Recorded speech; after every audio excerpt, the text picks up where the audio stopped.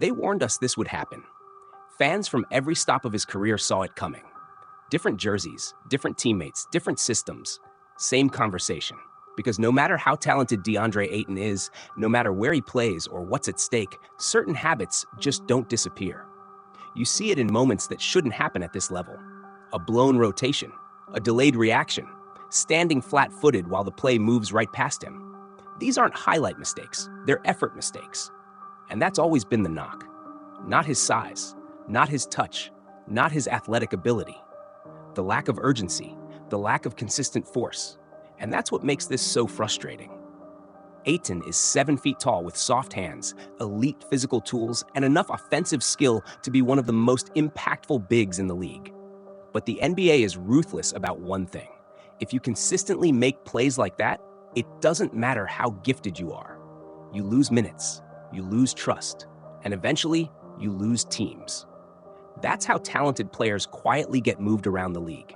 We've seen this before in high-stakes environments against elite competition, critical playoff moments where effort should spike, and instead, time seems to freeze. Loose balls go uncontested, second chances pile up. While the rest of the floor reacts, he watches. Not once, not twice. Over and over again. There are two ways people explain these clips. Some say it's softness, others say it's mental lapses, focused drifting in moments that demand full attention. Call it whatever you want. The reality is the same. This league doesn't forgive either. Not from role players, and especially not from someone with his physical advantages. What makes it worse is that Ayton isn't incapable. He can still give you respectable numbers on any given night. He can still score efficiently. He can still rebound when engaged. And that's the trap. Because the worst part about DeAndre Ayton has never been the lows. It's the hope. The belief that this time will be different. New situation, new voices, new expectations, all the right quotes, all the right promises. But eventually, reality sets in. Effort isn't something you turn on when it feels convenient. And in the NBA, talent might buy you chances, but consistency decides how long you last. And that's why, no matter the environment, this story keeps repeating itself.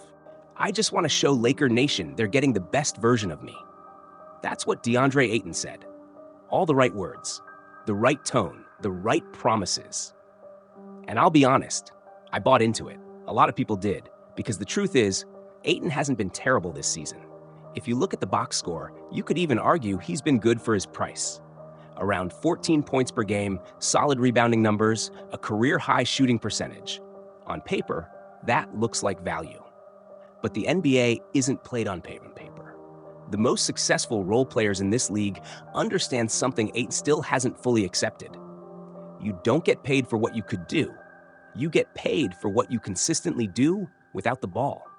Rebounding through contact, setting violent screens, protecting the rim, sprinting into picks, competing on every possession, even when the offense isn't calling your number. That's how role players survive. That's how they thrive. Ayton, on the other hand, still talks like someone waiting to be fed. He says bigs can't feed themselves, that he's trying to bring effort and trusting his playmakers to find him. And here's the problem with that mindset. In today's NBA, effort comes before touches, not after. That's why this clip matters, because there is a near-perfect correlation between how hard Ayton plays and how often he gets involved offensively. When the effort dips, so do the touches. And when the touches disappear, the engagement disappears right along with them.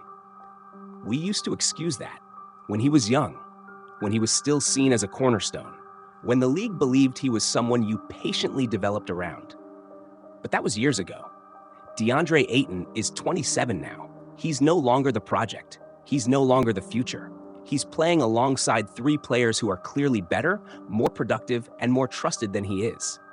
His last team willingly paid to move on from him, not because he couldn't play, but because they couldn't rely on him. And perspective matters here. Look around the league.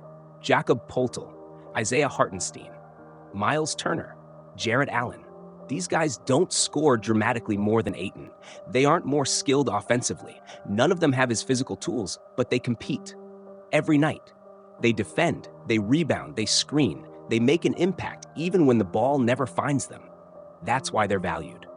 And what makes this situation even more frustrating is that we've now seen the same outcome in every possible environment. It happened in Phoenix alongside elite guards and championship expectations. It happened in a low-pressure situation where touches were available and expectations were minimal. And now it's happening in Los Angeles, the biggest market in the league, next to one of the greatest playmakers of all time, and a coaching staff that genuinely wants him to succeed. And yet, the frustration is already there. This is a team trying to win, a team with stars who sacrifice. Even high-level players have to adjust their games, accept smaller roles, and do the dirty work. DeAndre Ayton is not above that reality, but he still seems to believe he is. That's when you know it's bad. Because when closing time comes, the Lakers are choosing a backup center over him. Not because that player is more talented, not because he has a deeper skill set, but because he runs the floor, rolls hard, defends with energy, and doesn't disengage when he doesn't touch the ball. And if you can't consistently deliver effort in this situation, in this market, with this talent around you, with your next contract on the line, then where exactly can you deliver? At some point, you stop asking what went wrong, and you accept what's always been there. This might just be who DeAndre Ayton is, and maybe we should have seen it coming all along.